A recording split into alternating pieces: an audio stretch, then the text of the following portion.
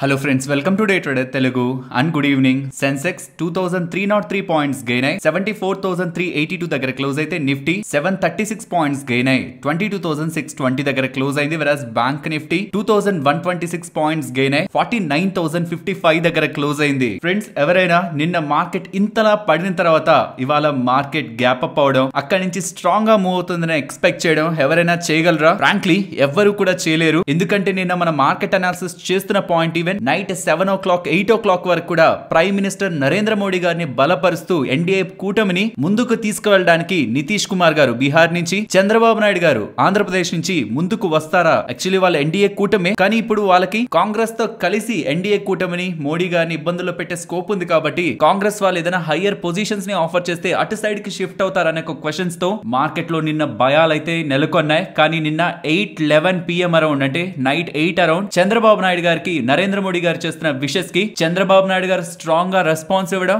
And Pawan Kalyan గారు కూడా ఖచ్చితంగా మేము మోడీ గారితో నేను నిలబడబోతున్నాం, ఎన్డీఏ కూటమిని మేము సపోర్ట్ చేయబోతున్నాం అని స్ట్రాంగ్ స్టేట్మెంట్స్ చేస్తూ ఉండడం. నితీష్ కుమార్ గారు కానీ చంద్రబాబు నాయుడు గారు కానీ ఎవరైనా ఇద్దరులో ఒక్కరు ఎన్డీఏతో ఉన్నా స్ట్రాంగ్ గా వాళ్ళు గవర్నమెంట్ ని ఫామ్ చేసే స్కోప్ ఉంటుంది. కాబట్టి చంద్రబాబు నాయుడు గారి దగ్గర నుంచి స్ట్రాంగ్ కమిట్మెంట్ వస్తూ ఉండడం. ఇక రాబోతున్నది మోడీ గారి నెల. ఓవర్ నైట్ లో పొజిషన్స్ బిల్డ్ అయ్యాయి, స్ట్రాంగ్ గా గిఫ్ట్ నిఫ్టీ కూడా ఓపెన్ అయింది. అక్కడి నుంచి స్టార్టింగ్ లో కొంత మార్కెట్ లో ఇలా ఓపెన్ అయింది కదా, మంచిగా ఫాలో అయిపోద్దేమో అని స్టార్టింగ్ లో ఎవరైనా ప్రీవియస్ ఫాల్ ని మిస్ చేసాం, ఈసారి ఫాల్ కి ముందే యాడ్ అయిపోదామని ఎవరెవరైతే వస్తున్న 2 రెడ్ క్యాండిల్స్ లో టెంప్ట్ అయి ఎంటర్ అయింటారో వాళ్ళని మార్కెట్ క్షమించాలని తప్పు చేశారని ఎలా రివర్సల్ తో స్ట్రాంగ్ గా ప్లే చేసింది. నేను మీకు రీసెంట్ టైమ్స్ లో చెప్పింది అదే, ఎలక్షన్ డే తో ఎండ్ అవ్వదు. ఎలక్షన్ కి కొన్ని రోజుల ముందు నుంచి అండ్ మోస్ట్లీ ఎలక్షన్ తర్వాత 3-4 డేస్ వరకు కూడా మార్కెట్ లో ఈ వోల్టాలిటీ ఉంటుంది. నిన్నటి వీడియోలో కూడా నేను లెవెల్స్ ని కూడా అట్లీస్ట్ మెన్షన్ కూడా చేయలేదు. ఈ లెవెల్స్ ఉన్నాయి, ఈ ఆప్షన్ రేంజ్ ఉంది, ఇది కూడా నేను చెప్పలేదు. ట్రేడర్స్ కి మళ్ళీ చెప్తున్నాను, ఇవాల్టితో ఎండ్ అయిపోయేది కాదు. ఇంకొక 2-3 రోజుల పాటు కూడా ఈ వోల్టాలిటీతో ఉంటుంది మార్కెట్. మీరు ఏది గెస్ చేసి పెట్టినా మీరు రైట్ అయితే పెద్ద డబ్బులే వస్తుందేమో, బట్ రాంగ్ అయితే మీ ఎంటైర్ క్యాపిటల్ పోయే ఈవెంట్స్ ఇవి. కాబట్టి బిగినర్స్ కి మళ్ళీ చెప్తున్నాను, కొద్ది రోజులు మార్కెట్ కొంత టైం కన్సాలిడేట్ అవుతుందన్న ఒక కాన్ఫిడెన్స్ ఇంకొక 3-4 డేస్ లో మనకు క్రియేట్ అవుతుంది. ఆ టైంలో మనం ఎంటర్ అవుదాం, ఆ టైంలో మనకుంటున్న స్ట్రాటజీస్ ని మార్కెట్ లో అప్లై చేద్దాం. బట్ అప్పటి వరకు మార్కెట్ నుంచి దూరంగా ఉండండి. అండ్ ఇన్వెస్టర్స్ కి మాత్రం చాలా బిగ్ అలర్ట్ చెప్పబోతున్నాను. యాక్చువల్లీ నేను ఈ బిగ్ అలర్ట్ ని నార్మల్ డేస్ లో అయితే చెప్పేవాడిని కాదేమో, కానీ నన్ను కంప్లీట్ గా ఎగ్జిట్ పోల్స్ నెంబర్స్, మన కంటికి ఇప్పుడు కనిపిస్తున్న డేటానే కాదు, కమింగ్ టైమ్స్ లో ఏ పాసిబిలిటీస్ ఉన్నాయన్న డేటాని కూడా అనాలిసిస్ చేయాలి. ఎంతసేపటికి మనకి చుట్టూ జరిగిపోతున్నది, లైక్ ఇప్పుడు చంద్రబాబు నాయుడు గారు, నితీష్ కుమార్ గారు సపోర్ట్ చేస్తారు, ఎన్డీఏ వచ్చేస్తుంది, మోడీ గారే ప్రైమ్ మినిస్టర్ అవుతారు, ఇది మార్కెట్ ప్రెసెంట్ నమ్మింది అండ్ పెరుగుతుంది. Other side of the coin ఏదైనా పాసిబిలిటీ ఉందా? ఒకవేళ ఉంటే దానికి మనం ఏ డేస్ రోజు మనం ప్రిపేర్డ్ గా ఉండాలి. చాలా చాలా ఇంపార్టెంట్ డేటా పాయింట్స్ ని మీ ముందుకు తీసుకొస్తున్నాను. ఇవాల్టి video is not about already ఏదైతే ఇప్పుడు మార్కెట్ లో డేటా ఉందో ఆ డేటా గురించి కాదు. ఇవాల్టి వీడియో కమింగ్ డేస్ లో మార్కెట్ లో మీరు ఏ డేస్ అలర్ట్ గా ఉండాలి, సో దట్ మన పోర్ట్ఫోలియోస్ రిలేటెడ్ గా హెడ్జెస్ పెట్టుకోవడానికైనా ఆర్ ఆ టైంలో ఫాల్ వస్తుందని ముందుగానే ప్రిపేర్ అవుతూ మార్కెట్ లో పొజిషన్స్ ని ఆర్ స్టాక్స్ ని బిల్డ్ చేసుకోవడానికైనా మనకి ఏ డేస్ అబ్జర్వేషన్ లో ఉండాలన్న దాని గురించి డీటెయిల్డ్ గా ఇవాల్టి వీడియోలో ఉండబోతుంది. సరే, ఇవాల్టి మార్కెట్ ఎందుకు పెరిగింది ఇది మనం స్టార్టింగ్ లోనే మాట్లాడుకున్నాం. ఎన్డీఏ ప్రభుత్వమే రాబోతుంది. ఇప్పటి వరకు బీజేపీ ప్రభుత్వం అనే వినేవాళ్ళు, కానీ ఇప్పుడు ఎన్డీఏ కూటమి రాబోతుంది. అందులో చంద్రబాబు నాయుడు గారు స్ట్రాంగ్ గా సపోర్ట్ చేస్తున్నారు. మోస్ట్లీ నితీష్ కుమార్ గారు కూడా స్ట్రాంగ్ గా సపోర్ట్ చేస్తారనే మార్కెట్ ఎక్స్పెక్ట్ చేస్తుంది. సో మోడీ గారే ప్రైమ్ మినిస్టర్ అవ్వబోతున్నారు. ఐ థింక్ 1960s తర్వాత థర్డ్ టైం ప్రైమ్ మినిస్టర్ గా చేస్తున్నది నరేంద్ర మోడీ గారే. బట్ ఇది గత ఎన్నికల్లో జరిగినలా సాఫీగా జరిగిపోయే టర్మ్ అయితే కాదు. ఇందులో కష్టాల్ని మోడీ ప్రభుత్వం ఎదుర్కోవాల్సి ఉంటుంది, మిత్రపక్షాల దగ్గర నుంచి. దాని గురించి ఇవాళ video, main video. And FIS ఒక థీమ్ ని చూసారా? నిన్న మార్కెట్ అంతలా ఫాలో అవుతుండేసరికి ఇంకా మార్కెట్ భారీగా పతనం అవుతుంది. నరేంద్ర మోడీ గారికి సపోర్ట్ అంతగా రాదేమో. కాంగ్రెస్ పార్టీలు మిగిలిన మిత్రపక్షాలను కలుపుకుంటూ స్ట్రాంగ్ గా గవర్నమెంట్ రిలేటెడ్ గా ముందుకు వెళ్తూ ఉంటే, ఇప్పటి వరకు మార్కెట్ లో ఫామ్ అయిన థీమ్, ఇప్పటి వరకు మోడీ గారి ప్రభుత్వం దేని ఫోకస్ చేసింది? కన్సంప్షన్, రీటైల్, టాక్సెస్, ప్రైజెస్, వీటికంటే కూడా గ్రోత్ రిలేటెడ్ గా, ఎలక్ట్రిక్ వెహికల్స్ కానివ్వండి, డిఫెన్స్ కానివ్వండి, మ్యానుఫాక్చరింగ్ థింగ్ కానివ్వండి, పిఎల్ఎస్ స్కీమ్స్ తో మోస్ట్లీ మ్యానుఫాక్చరింగ్ కంపెనీస్ వీటి గ్రోత్ రిలేటెడ్ గా ఫోకస్ చేసింది. ఇన్ఫాక్ట్ అదే స్టాక్ మార్కెట్ కి ప్రయారిటీ. కాబట్టి వన్స్ మోడీ గారు మారుతారని ఏ థీమ్ మార్కెట్ కనిపించినా, ప్రెసెంట్ ఇప్పటి వరకు జరిగిన గ్రోత్ రేషియోస్ మనకి మార్కెట్ లో ఫర్దర్ గా కనిపించవని మార్కెట్ లో భయం ఉంటూ, ఎప్పుడైతే కాంగ్రెస్ ఇతర పార్టీలతో కలిపి ఒక గవర్నమెంట్ ని ఫామ్ చేస్తుందని మార్కెట్ లో ఏ చిన్న క్వశ్చన్ మార్క్ వచ్చినా మంచి ఫాల్ ఉంటుంది. కాబట్టి నిన్న ఎఫ్ఐఎస్ మంచిగానే షార్ట్స్ యాడ్ చేసుకున్నారు. But salute to retailers and HNI trader, వాళ్ళు నిన్న అంత మార్కెట్ పడినా సరే పెద్ద మొత్తంలో లాంగ్స్ ని యాడ్ చేశారు. అంత ఫాల్ అయినా సరే ఇంకిక్కడి నుంచి మార్కెట్ పెరుగుతుంది కానీ పడదు అని వాళ్ళకి ఇంటర్నల్ గా పాలిటిక్స్ అర్థమవుతాయి కదా. లైక్ చంద్రబాబు నాయుడు గారు కానీ ఆ ఇతర పార్టీ నేతల్లో ఎవరెవరు బీజేపీకి సపోర్ట్ చేస్తారు, మోడీ గారు వస్తారా రాదా అని ఒక ఈక్వేషన్స్ ని సరిగ్గా గెస్ చేయగలిగింది క్లయింట్స్ అనే అనుకోవాలి. వాళ్ళు పెద్ద మొత్తంలో నేను అంత ఫాల్ అయినా సరే లాంగ్స్ ని యాడ్ చేసుకుంటూ ఉండడం biggest long addition from the clients and biggest short addition, అంటే ఓవరాల్ బిగ్గెస్ట్ కాదు, ఒక సైజబుల్ నెంబర్ లో FIS కూడా షార్ట్స్ ని బాగానే యాడ్ చేసుకున్నారు. అది పక్కన ఉంచండి. క్యాష్ మార్కెట్ డేటా చూడండి. నేను FIS 12,000 కోట్ల 436 కోట్ల దగ్గరగా పెద్ద మొత్తంలో మార్కెట్ లో సెల్ చేశారు. వెరాస్ DIS కూడా సెల్ చేశారు 3,300 కోట్లు. అది పెద్ద నెంబరే కాదు. అంత వర్స్ట్ ఎగ్జిట్ పోల్స్ కి అగేనెస్ట్ గా డేటా వచ్చినప్పుడు ఓవరాల్ డేటా యాక్చువల్లీ నార్మల్ సినారియోలో చూస్తే మంచిదే, బట్ ఎక్స్పెక్టేషన్స్ ఉంటాయి చూసారా, అది మార్కెట్ ని డిసప్పాయింట్ చేశాయి. పర్టికులర్ గా exit polls out and out ప్రతి ఎగ్జిట్ పోల్స్ చెప్పిన డేటా రాంగ్ అవుతుండడం FIS DIS లో కలకలాన్ని నెలకొల్పింది. అండ్ DIS అయితే పెద్ద సెల్ చేయలేదు, బట్ FIS మాత్రం పెద్ద మొత్తంలో సెల్ చేసి మార్కెట్ పతనానికి కారణం అవుతుంటే చంద్రబాబు నాయుడు గారు అండ్ ఇతర పార్టీ నేతలు కూడా మోస్ట్లీ NDA పక్క ఉన్నారు అనేలా నిన్న నైట్ కి మనకు వస్తున్న అప్డేట్స్ తో ఇవాళ మార్కెట్ అగైన్ టాప్ సైడ్ కి మూవ్ అయింది. అండ్ మార్కెట్ ఎక్కడ ఉందో మీరు ఒక్కసారి చూస్తే ఇక్కడ చూడండి. ఫ్రైడే 31st మే ఈ ఎగ్జిట్ పోల్స్ మనల్ని అందరినీ మాయ చేసి గ్యాప్ అప్ తీసుకువెళ్ళాయి కదా, దానికి ముందు మార్కెట్ ఎక్కడ ఉందో ఎగ్జాక్ట్ గా మార్కెట్ అక్కడే ఉంది. యాక్చువల్లీ ఫ్రైడే మార్కెట్ తర్వాత మండే గ్యాప్ అప్ అయింది, తర్వాత ఒక బిగ్ ఫాల్ అయితే కనిపించింది. బట్ అగైన్ నిన్నే మనకు ఒక గుడ్ రికవరీ అండ్ ఇవాళ కూడా ఒక స్ట్రాంగ్ రికవరీతో 31st ఈ ప్రీ ఎగ్జిట్ పోల్స్ డేటా ఉన్నప్పుడు మార్కెట్ ఎక్కడ ఉందో both Nifty and bank Nifty రెండు కూడా ఎక్కడైతే ఉందో ఎగ్జాక్ట్లీ ఆ పాయింట్స్ లో మార్కెట్ వచ్చి క్లోజ్ అవుతుండడం. ఇన్ఫాక్ట్ ప్రీ ఎగ్జిట్ పోల్స్ కి ముందు కూడా మీరు మార్కెట్ ని కొంత ట్రాక్ చేస్తూ వస్తే ఎగ్జిట్ పోల్స్ రావడానికి ముందు కూడా అందరు ఇన్వెస్టర్స్ నమ్మిందేంటి, బీజేపీయే స్ట్రాంగ్ మెజారిటీతో వస్తుంది, 272 సీట్స్ పైగా తెచ్చేసుకుంటది, బీజేపీయే ఓన్ గా గవర్నమెంట్ ని ఫామ్ చేయగలదు, ఎన్డీఏతో కలుపుకుంటే ఒక 340-350 దగ్గరగా సీట్లు వస్తే అదొక బంపర్ మెజారిటీ అని మార్కెట్ నమ్మింది కదా. So stable government on BJP its own form చేస్తుందనే ఏ నమ్మకం అయితే ఉందో ఆ లెవెల్స్ దగ్గరికి ఇప్పుడు మిత్రపక్షాలతోనే కలిసి ఫామ్ చేయాలి, బీజేపీ ఓన్ గా ఫామ్ చేయలేదు అని తెలిసిన తర్వాత కూడా మార్కెట్ ఆ లెవెల్స్ దగ్గరకు వస్తూ ఉండడమే ఇండియన్ గ్రోత్ స్టోరీ రిలేటెడ్ గా ఇన్వెస్టర్స్ కుంటున్న కాన్ఫిడెన్స్ ని మనకు చూపిస్తుంది. సరిగ్గా ఏదైనా ఇతర ఇంట్రెస్టింగ్ డేటా పాయింట్స్ ఉన్నాయా? యుఎస్ కి సంబంధించిన నిన్న జోల్స్ డేటా వచ్చింది. అది యాక్చువల్లీ ఎక్స్పెక్టెడ్ ఆల్మోస్ట్ 8.3 మిలియన్ దగ్గరగా జాబ్స్ రిలేటెడ్ గా డేటా ఉంటుందని 8 మిలియన్ దగ్గరగా వచ్చింది. So 8 million out of expectations 8.3 million అంటే weak data. So economy related గా వీక్ డేటా వస్తే కమింగ్ టైమ్స్ లో మన ఫెడ్ వాళ్ళు 11th and 12th ఉంది మీటింగ్, ఫెడ్ మీటింగ్. సో ఇంకా చాలా డేస్ ఉంది కాబట్టి ఇప్పటి నుంచి అలర్ట్ అని మెన్షన్ చేయట్లేదు, దానికి కొన్ని డేస్ బిఫోర్ నుంచి చెప్తాను. జూన్ 11th and 12th రాబోతున్న మీటింగ్ లో ఇప్పటి నుంచి రీసెంట్ టైమ్స్ లో ఉంటున్న ఎకానమీ రిలేటెడ్ గా ఉన్న వీక్ డేటా పాయింట్స్ తో వాళ్ళు అట్లీస్ట్ ఈ రేట్ కట్స్ గురించి నెగిటివ్ గా కామెంట్స్ చేయకుండా ఉంటారని ఒక ఎక్స్పెక్టేషన్స్ నిన్న యూఎస్ మార్కెట్స్ ని పాజిటివ్ లో ఎండ్ చేశాయి. రీసెంట్ టైమ్స్ లో క్రూడ్ ఆయిల్ ఫాలో అవుతుంది. OPEC ప్లస్ మీటింగ్ కారణంగా అది నిన్నటి వీడియోలో మాట్లాడుకున్నాం. అది కూడా మార్కెట్స్ పరంగా రీసెంట్ టైమ్స్ లో stabilising factor, positive factor. And ఎక్కడ మీరు సోషల్ మీడియా ప్లాట్ఫామ్స్ లో చూసినా నారా చంద్రబాబు నాయుడు గారు లైక్ తెలుగుదేశం పార్టీ వాళ్ళు ఇప్పుడు ఏం చెప్తే నరేంద్ర మోడీ గారు అది ఇవ్వడానికి అది చేయడానికి రెడీగా ఉన్నారు. స్పెషల్ స్టేటస్ అడుగుతారని, మంత్రి పదవులు అడుగుతారని, లోక్సభ స్పీకర్ పదవిని అడుగుతారని, అండ్ మంత్రి పదవుల్లో కూడా కీలకమైన పదవులు ఇప్పటి వరకు మోడీ గారి ప్రభుత్వంలో ఏవైతే కీలకమైన పదవులు ఉన్నాయో వాటిని తెలుగుదేశం వాళ్ళు చంద్రబాబు నాయుడు గారు అడిగి వాటిని దక్కించుకుంటారనేలా అండ్ దాని రిలేటెడ్ గా ఇప్పుడు బార్గెనింగ్ జరుగుతుందనేలా డిస్కషన్స్ అయితే ఉన్నాయి. నేను ఇది ఎందుకు మెన్షన్ చేస్తున్నానంటే ఈ బార్గెనింగ్ లో ఫైనలీ మోడీ గారి ప్రభుత్వం ఒప్పుకోవాల్సిందే. అండ్ ఆ ప్రయత్నంలో మన తెలుగు రాష్ట్రాలకి మేలు జరిగేలా టీడీపీ ప్రభుత్వం, చంద్రబాబు నాయుడు గారు, జనసేన ప్రభుత్వం, పవన్ కళ్యాణ్ గారు ఆంధ్రప్రదేశ్ ఒక బెటర్ ఇంట్రెస్ట్ కి సరిపడే లాంటి డీల్ ని బ్రేక్ చేసుకుంటున్నట్లయితే తెలుగు రాష్ట్రానికి కూడా ఒక గొప్ప సహకారం కేంద్రం నుంచి నెక్స్ట్ 5 సంవత్సరాల్లో దొరుకుతుంది. గతంలో ఆ ఛాన్సే లేదు, ఎందుకంటే బీజేపీకి సొంత మెజారిటీ ఉంది కాబట్టి. బట్ ఇప్పుడు అడగడానికి అండ్ వాళ్ళు ఇవ్వడానికి కూడా ఛాన్స్ ఉంది కాబట్టి లెట్స్ సీ ఆంధ్రప్రదేశ్ రిలేటెడ్ గా ఎటువంటి బెనిఫిట్స్ మోడీ గారి ప్రభుత్వం దగ్గర నుంచి చంద్రబాబు నాయుడు గారు, పవన్ కళ్యాణ్ గారు తీసుకోగలుగుతారని. అండ్ చాలా మంది చాలా మినిస్ట్రీస్ పరంగా కామెంట్స్ చేస్తున్నారు, రైల్వే మినిస్ట్రీ అని, ఫైనాన్స్ మినిస్ట్రీ అని, హోమ్ మినిస్ట్రీ అని. బట్ ఏవి రావడానికి పాసిబిలిటీ ఉంది ఒకవేళ వీటి రిలేటెడ్ గా ఐడియా ఉంటున్న వాళ్ళు వీలైతే కామెంట్ సెక్షన్ లో షేర్ చేయండి. అండ్ ఈ టాపిక్ మాట్లాడుకున్న తర్వాత మార్కెట్ అనాలిసిస్ తర్వాత ఒక సాలిడ్ డేటా పాయింట్స్ మీతో షేర్ చేస్తాను. ఇది కొంత జాగ్రత్తగా విన్నారంటే ఫర్దర్ కమింగ్ టైమ్స్ లో ఏ టైమ్స్ లో మనం అలర్ట్ గా ఉండాలన్నది మీకు అర్థమవుతుంది. అండ్ కమింగ్ టు ట్రేడర్స్, నేను మళ్ళీ చెప్తున్నాను, మార్కెట్ లో ఈ వోల్టాలిటీతో తక్కువ క్యాపిటల్ తో లాటరీలా మీరు ట్రేడ్స్ చేయగలరు కానీ ట్రేడ్ సెటప్స్ తో మీరు ట్రేడ్స్ చేయలేరు. మళ్ళీ చెప్తున్నాను, ట్రేడింగ్ చేయడం ఈజీయే, యాప్ ఓపెన్ చేసి ఆర్డర్స్ ప్లేస్ చేయడమే. కానీ మనం అనుకుంటున్న లాజిక్ ని బట్టి మార్కెట్ వర్క్ అవ్వాలంటే మార్కెట్ ఎక్స్టర్నల్ ఫ్యాక్టర్స్ కి ఎక్కువ లోన్ అవ్వకూడదు. కాబట్టి ఇలాంటి సిచ్యువేషన్స్ మనకి కరెక్ట్ కాదు. ఇవాళ ఆప్షన్ బయర్స్ పెద్ద ఇంపాక్ట్ ని చూస్తుంటారు. మార్కెట్ మీకు అనుగుణంగా పెరుగున్న విక్స్ 30% కూల్ ఆఫ్ అయింది. నిన్నటి వరకు ఆప్షన్ బయర్స్ కి బాగుంది, కానీ ఇవాళ ఆప్షన్ సెల్లర్స్ కి ఎడ్జ్ నైతే మార్కెట్ ఇచ్చింది.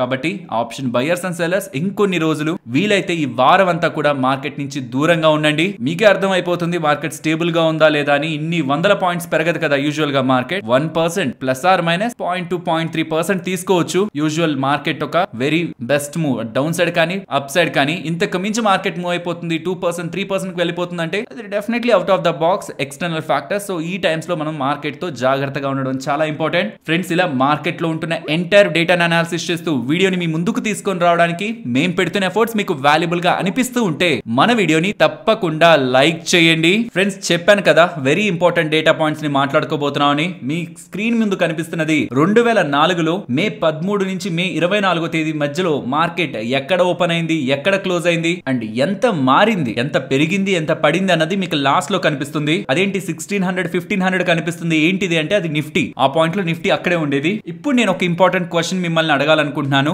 రాజకీయ నాయకులు ఒక కూటమితో ఉన్నప్పుడు స్టార్టింగ్ లో తీసుకున్న స్టాండ్ నే లాస్ట్ వరకు తీసుకుంటారా ఆర్ వాళ్ళకి ఏమైనా బెనిఫిట్స్ బెటర్ గా ఉంటాయనిపిస్తే కూటమిల్ని మారే ఒక స్టేజ్ ని రాజకీయ నాయకులు యూజ్ చేసుకుంటారా? యూజువల్ గా మనం చాలా సార్లు పార్టీల నుంచి ఒక పార్టీ నుంచి ఇంకో పార్టీకి ఎమ్మెల్యేలు వెళ్ళిపోతూ ఉండడం, ఎంపీలు వెళ్ళిపోతూ ఉండడం, కూటమిల నుంచి కూడా షిఫ్ట్ అవ్వడం. నితీష్ కుమార్ గారినే చూడండి, బీహార్ కి సంబంధించిన అతను. అంతకు ముందు కాంగ్రెస్ లో ఉన్నారు, ఇప్పుడు బీజేపీతో ఉన్నారు అండ్ వీలైతే మళ్ళీ కాంగ్రెస్ కు వెళ్ళడానికి కూడా ఛాన్స్ ఉందని చాలా సార్లు తను మారారు. సో ఇలాంటి పర్సన్స్ తో ఒకవేళ మిత్రపక్షాలతో కలిసి ఒకవేళ మోడీ గారు ప్రభుత్వాన్ని ఫామ్ చేస్తే ఏ పాయింట్ లో అయినా మళ్ళీ వాళ్ళకి సంబంధించిన మద్దతుని ఉపసంహరించుకొని వేరొక వాళ్ళతో కలిసి గవర్నమెంట్ ఫామ్ చేయడానికి అండ్ ఉంటున్న గవర్నమెంట్ ని థ్రెటన్ చేసి మాకు ఇవి కావాలని బెదిరిస్తూ ఏదో ఒక పాయింట్ లో గవర్నమెంట్ ని అన్స్టేబుల్ చేయడానికి స్కోప్ ఉందా? స్కోప్ ఉంది. ఇలా ఎప్పుడెప్పుడు గతంలో జరిగిందో మొదట మాట్లాడుకుందాం. దానికి ముందు ఇదంతా జరగాలంటే పార్లమెంట్ సెషన్స్ లోనే జరగాలి. 3 సెషన్స్ ఉంటాయి మనకి. Budget sessions, monsoon sessions and winter sessions. Budget sessions మాత్రమే మనకి లాంగ్ పీరియడ్ ఉంటాయి, ఆల్మోస్ట్ ఒక 12 వీక్స్ దగ్గరగా ఉంటాయి. వెరాజ్ ఈ మాన్సూన్ కానివ్వండి, వింటర్ కానివ్వండి, ఈ sessions almost 3 weeks or majorly 4 weeks దగ్గరగా ఉంటుంటాయి. ఈ సెషన్స్ లో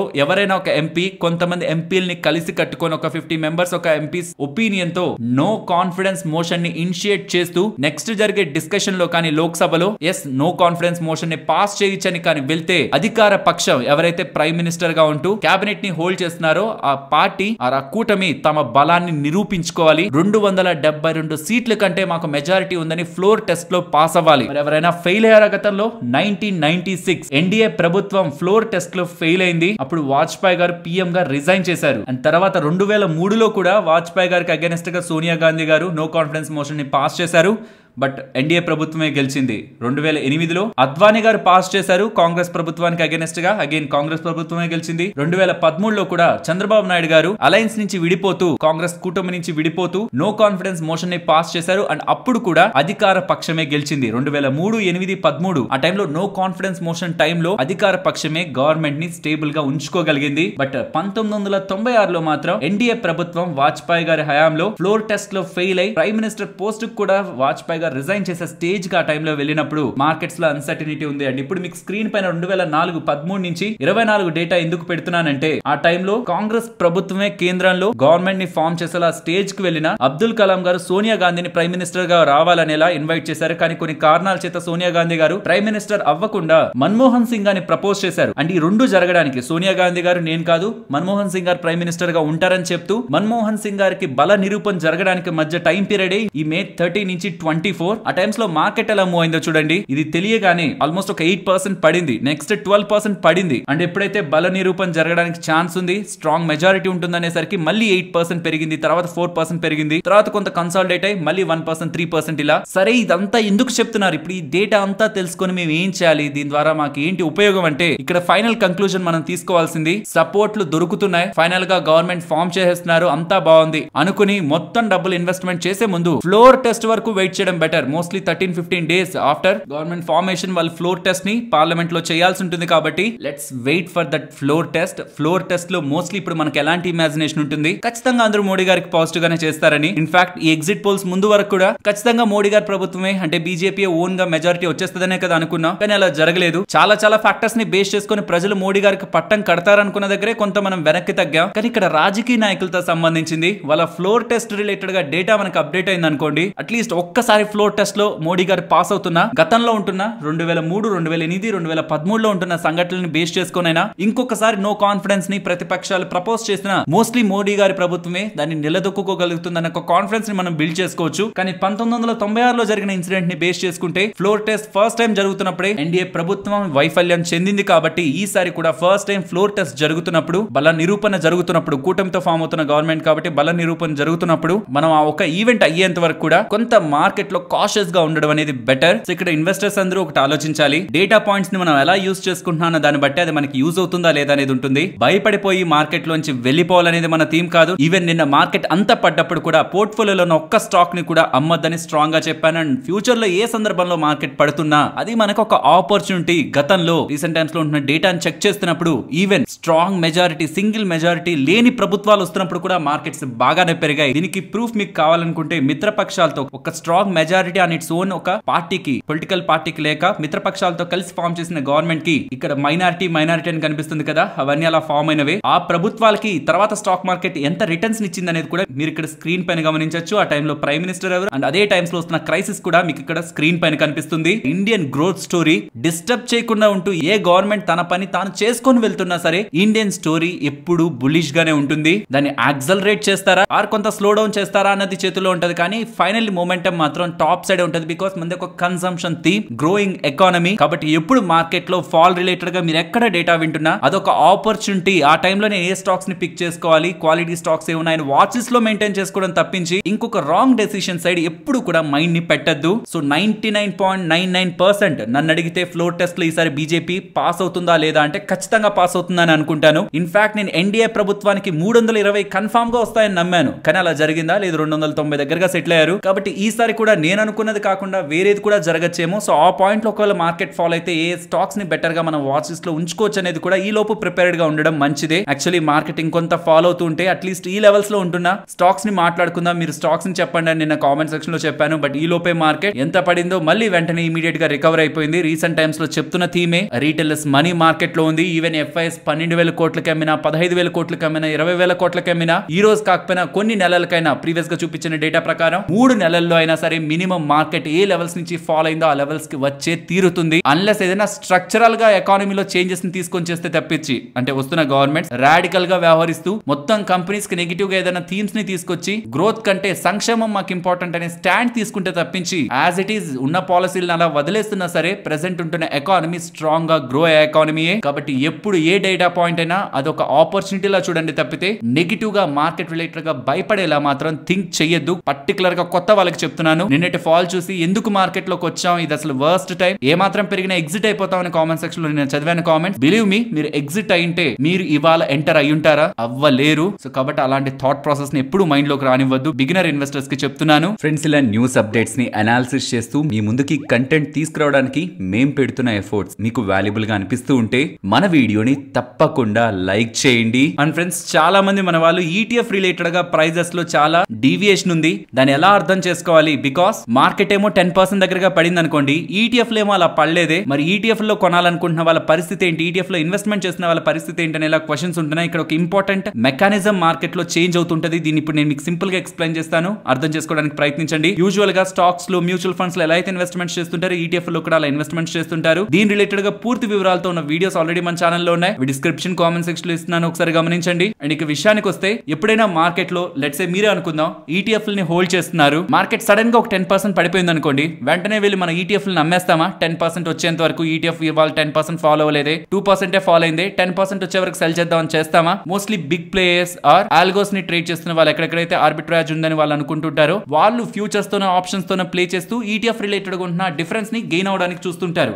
సో బిగినర్స్ కోసం నేను సింపుల్ గా చెప్తాను, మీరు ఈటీఎఫ్ ని హోల్డ్ చేస్తున్నారు ఆర్ ఇంకెవరైనా పెద్ద పెద్ద ఇన్వెస్టర్స్ హోల్డ్ చేస్తున్నారు, సడన్ గా మార్కెట్ ఫాల్ అయింది, వెంటనే సిస్టమ్ ఆన్ చేసి ఈటీఎఫ్ ని అమ్మేస్తామా? అమ్మం కదా. డిమాండ్ అండ్ సప్లై ని బట్టి స్టాక్ ఎలా మారుతూ ఉంటుందో అలాగే డిమాండ్ అండ్ సప్లై ని బట్టి ఈటీఎఫ్ ప్రైజులు కూడా ఆ పర్టికులర్ ఇంట్రాడే లో మారుతూ ఉంటాయి. కానీ మీరు కొంటున్నప్పుడు ఎప్పుడైనా మార్కెట్ సివియర్ గా ఫాల్ అయ్యి ఆర్ సివియర్ గా ర్యాలీ అవుతూ మీరు ఎప్పుడైనా ఒక ఈటీఎఫ్ ని కొంటున్నప్పుడు ఆ ముందు రోజుకు సంబంధించి ఆ ఈటీఎఫ్ కి ఎంత వాల్యూ ఉందో చూడడానికి ప్రయత్నించండి. అది ఎలా చూడాలి? ఆ ఈటీఎఫ్ ఒక రియల్ వాల్యూ ఎంతో మనం ఎలా చెక్ చేసుకోవాలి? మీరు ఆ ఈటీఎఫ్ పేరు పక్కనే ఎన్ఏవి అని మీ ట్రేడింగ్ టర్మినల్ లో సెర్చ్ చేస్తే దాని ఒక ఎన్ఏవి, నెట్ అసెట్ వాల్యూ అనేది వస్తుంది. సో ఇది ముందు రోజు ఆ ఈటీఎఫ్ ఎంతలో క్లోజ్ అయింది, దాని రియల్ వాల్యూ ఎంత అనేది చెప్తుంది. సో ఆ రోజు మార్కెట్ ఎలా రియాక్ట్ అయిందో చూసుకొని ముందు రోజు దాన్ని మనం కంపేర్ చేసుకుంటే మనం ఎంత డిస్కౌంట్ లో కొంటున్నాం, మనం ఎంత ఎక్స్ట్రా డబ్బులు పెట్టి ఆ ETF ను కొంటున్నాం అనేది మనకు అర్థమవుతుంది. ఎగ్జాంపుల్ ఇక్కడ చూడండి, PSU బ్యాంక్ బీస్ 75.55 లో ఉంది. PSU బ్యాంక్ బీస్ కి సంబంధించిన NAV 75 దగ్గర ఉంది. సో ఎస్ డిఫరెన్స్ ఉంది, బట్ 50 పైస్ దగ్గరగా ఉంది. సరే దాన్ని వదిలేద్దాం అనుకుందాం. ఇక్కడ జూనియర్ బీస్ కి సంబంధించిన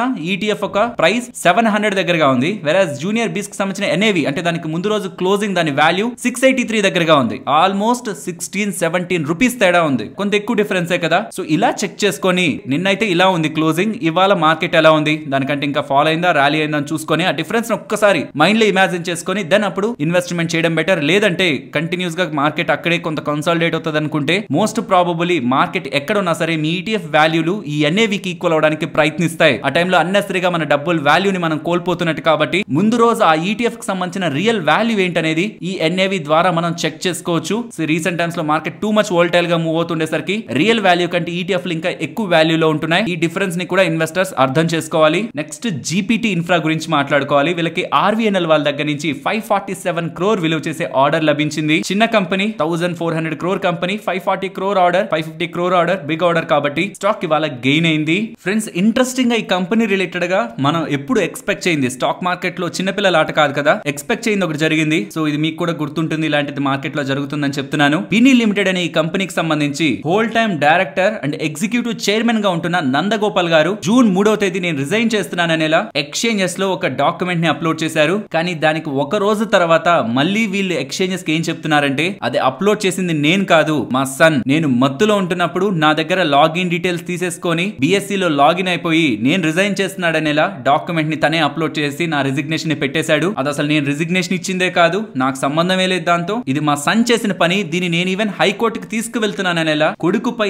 తండ్రి కోర్టుకు వెళ్తున్నారనేలా ఇలా చేసిన ఫ్రాడ్ కారణంగానేలా అప్డేట్స్ చేస్తున్నారు. సో BSc లాగిన్ డీటెయిల్స్ తీసేసుకొని అక్కడ ఏదో ఒక డాక్యుమెంట్ అప్లోడ్ చేస్తే ఇన్వెస్టర్స్ అందరూ దాన్ని రీడ్ చేసి అది నిజం అనుకుంటారు. కానీ చూస్తే ఇక్కడ వాళ్ళ మధ్యలో ఉంటున్న ఇష్యూస్ కారణంగా కొడుకులు తండ్రులు కూడా ఇలా ఎక్స్చేంజెస్ కి ఇన్ఫర్మేషన్ రాంగ్ ఇన్ఫర్మేషన్ ని సెండ్ చేయడం, ఈ రకంగా సెండ్ చేయడం అయితే నేను ఫస్ట్ టైం చూస్తున్నాను. నెక్స్ట్ టాటా మోటార్స్ గురించి మాట్లాడుకోవాలి. వీళ్ళ JLR UK సేల్స్ అయితే అప్డేట్ అయ్యాయి. చైనా, US, UK వీళ్ళకి సంబంధించిన మేజర్ మార్కెట్స్. అందులో UK year on year comparison లో 29% సేల్స్ పెరిగిందని, ప్రీవియస్ గా 4732 యూనిట్స్ ని సెల్ చేస్తే ఇప్పుడు 6093 యూనిట్స్ ని 29% పెంచుకుంటూ మంచి సేల్స్ నెంబర్స్ ని వీళ్ళు రిపోర్ట్ చేయడం స్టాక్ రిలేటెడ్ గా పాజిటివ్. దీంతో పాటు వీళ్ళ రిలేటెడ్ గా ఉంటున్న టాటా మోటార్స్ ఫైనాన్స్ బిజినెస్ ని, వీళ్ళ వెహికల్ ఫైనాన్స్ బిజినెస్ ని టాటా క్యాపిటల్ తో మర్జ్ చేయబోతున్నట్లు కూడా దాని రిలేటెడ్ గా పనుల్ని స్టార్ట్ చేసినట్లు టాటా మోటార్స్ వాళ్ళైతే అప్డేట్ చేస్తున్నారు. అండ్ దీంతో పాటు టాటా మోటార్స్ వాళ్ళు TML కమర్షియల్ వెహికల్ లిమిటెడ్ అనే ఒక సబ్సిడరీని స్టార్ట్ చేసి వీళ్ళ కమర్షియల్ వెహికల్ బిజినెస్ ని ఇందులో ఉంచబోతున్నట్లు, కమర్షియల్ వెహికల్ బిజినెస్ ని పక్కకి తీయడానికి ఒక సబ్సిడరీ కంపెనీని స్టార్ట్ చేసినట్లు కూడా టాటా మోటార్స్ దగ్గర నుంచి అప్డేట్ అయితే కనిపిస్తూ ఉంది. ఫ్రెండ్స్ నిన్న చంద్రబాబు నాయుడు గారి పార్టీ టీడీపీకి అండ్ జనసేన ఒక కంబైన్డ్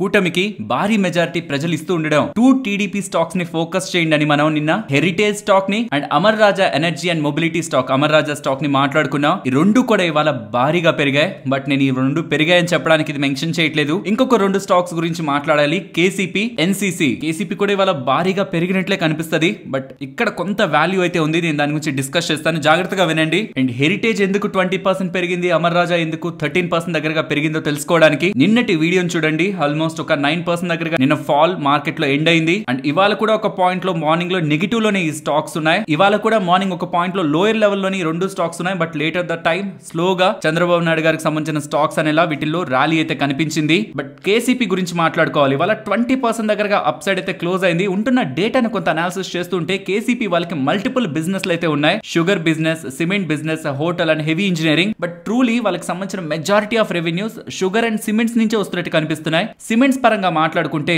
వీళ్ళకి అమరావతి నియర్ గా కూడా సిమెంట్ మ్యానుఫ్యాక్చరింగ్ రిలేటెడ్ గా బిజినెస్ ఉంది. ఎందుకు అమరావతి అని మెన్షన్ చేస్తున్నాను మీకు ఐడియా ఉండే ఉంటుంది. అమరావతి అనేది ఆంధ్రప్రదేశ్ క్యాపిటల్ గా నారా చంద్రబాబు నాయుడు గారు డిసైడ్ చేశారు. బట్ తర్వాత వైఎస్ జగన్మోహన్ రెడ్డి గారు వచ్చిన తర్వాత 3 క్యాపిటల్స్ అనేసరికి అమరావతి రిలేటెడ్ గా క్యాపిటల్ ఉండదనేలా అండ్ ఈవెన్ దీని రిలేటెడ్ గా ఇస్తున్న ప్రాజెక్ట్స్ ని కూడా వెనక్కి లాక్కుంటూ ఉండడం, ఆ టైంలో NCC పరంగా కూడా కొంత ఫాల్ అయితే కనిపించింది. కానీ ఇప్పుడు అగైన్ చంద్రబాబు నాయుడు గారు వచ్చారు కాబట్టి అక్కడ అమరావతిలో క్యాపిటల్ కన్స్ట్రక్షన్ అంటే భారీగా దానికి కట్టడాలు కట్టాల్సి ఉంటుంది. దానికి సిమెంట్ కావాలి. అండ్ సిమెంట్ ఓన్లీ KCP వాళ్ళు ప్రొవైడ్ చేస్తారనేం కాదు, బోల్డ్ సిమెంట్ కంపెనీస్ ఉన్నాయి, చాలా వాటి దగ్గర నుంచి తీసుకుంటారు. అందులో one of the player KCP అయినా సరిపోతుంది. బికాస్ వాళ్ళకి అమరావతి నియర్ గా ప్రొడక్షన్ ఉంది కాబట్టి. అండ్ వీళ్ళ total cement capacity 4.3 million ton per annum. Almost per certain $50 దగ్గరగా వాల్యుయేషన్ వేసుకున్నా ఓన్లీ వీళ్ళ సిమెంట్ బిజినెస్ 1800 crore దగ్గరగా వాల్యూ చేస్తది. ఇవాళ 20% పెరిగా కూడా 2600 crores దగ్గరగా వాల్యుయేషన్ కంపెనీ ఉంటున్నట్టు. ఇది ఓన్లీ మనం సిమెంట్ బిజినెస్ గురించి మాత్రమే మాట్లాడుకుంటున్నాం. 2600 crore లో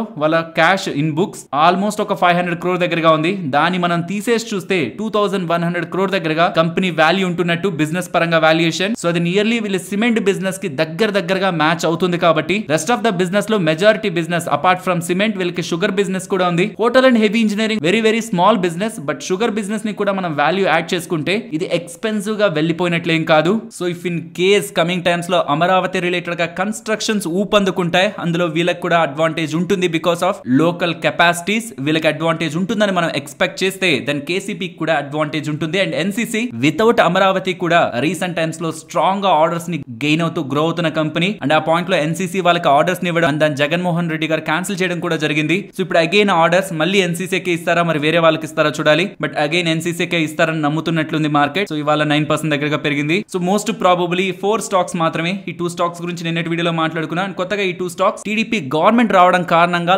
లాభం చెందడానికి నేనైతే 100% చెప్పలేను వీళ్ళకి సిమెంట్ ఆర్డర్స్ వెళ్ళిపోతాయి లేకపోతే వీళ్ళకి ప్రాజెక్ట్స్ వెళ్ళిపోతాయని. బట్ పాసిబిలిటీ ఉంది మన కమింగ్ టైమ్స్ లో because of their previous track. TDP government ఉంటున్నప్పుడు వెళ్ళిన ఆర్డర్స్ ఎన్సీసీకి వెళ్ళాయి కాబట్టి కొన్ని ఈసారి కూడా ఫర్దర్ గా అమరావతి రిలేటెడ్ గా ప్రాజెక్ట్స్ ఎన్సీసీకి వెళ్తూ ఉంటే అది అడ్వాంటేజ్ అయితే క్రియేట్ చేస్తుంది.